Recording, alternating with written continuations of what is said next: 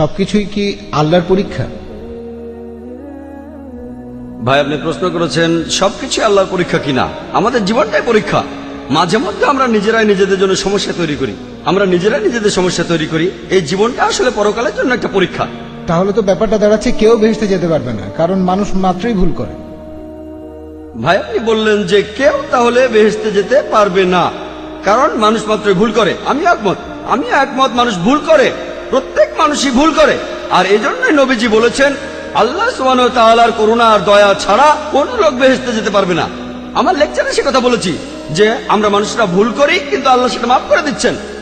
তিনি গাফুর, তিনি রাহিম, তিনি করুণাময়, তিনি পরোপকারী, তিনি এই লোকদের মাফ করে দেন। তবে তিনি কিছু নিয়ম কানুন মেনে চলেন। আর আল্লাহ, তিনি এমন কিছু বলেন না যে তুমি দেখতে ভালো তাই মাফ করে দিলাম, তুমি দেখতে খারাপ তাই মাফ করলাম না। আল্লাহ মানুষের জন্য আইন কানুনগুলো বলেছেন কোরআনে।